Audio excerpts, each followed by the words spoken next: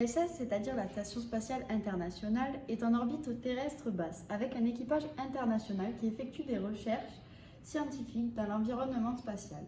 L'ISS est lancé par la NASA et développé conjointement avec l'Agence spatiale fédérale russe. Le président des États-Unis, en 1983, Ronald Reagan, est à l'origine de ce projet. Le 29 janvier 1998, 16 pays font donc partie de l'ISS, dont les États-Unis, la Russie, des pays européens, le Canada et le Japon. Tout d'abord, ce projet a un coût. En effet, les États-Unis ont investi plus de 100 milliards de dollars depuis le lancement de l'ISS. Ce sont les chefs de file de gestion et de la coordination d'ensemble et participent donc à 70% de financement.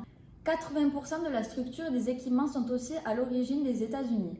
De plus, Washington paye la Russie 80 millions de dollars par siège à l'agence spatiale russe Roscosmos. Cela le temps que les entités américaines, la NASA, SpaceX et Boeing fournissent leurs propres vaisseaux de transport. En effet, avec la fin du programme de navette spatiale en 2011, les États-Unis dépendent de la Russie, avec la navette Soyouz, pour transporter leurs astronautes.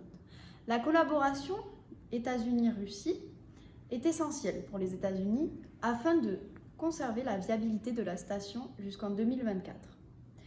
Suite à la dissolution de l'URSS, la Russie et les États-Unis intensifient leurs relations dans le secteur aérospatial.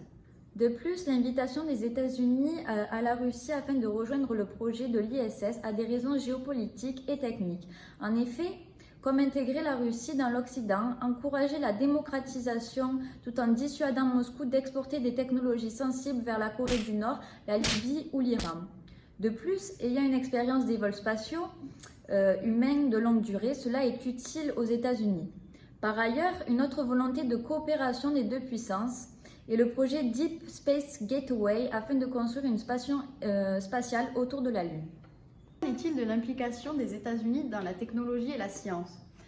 Dans le domaine technologique, des modules laboratoires sont lancés. Le premier module américain, Unity, est lancé en décembre 1998 et fait 419 tonnes. Le module Destiny est la principale installation d'exploitation des charges utiles américaines. Peggy Whitson est une des principales scientifiques.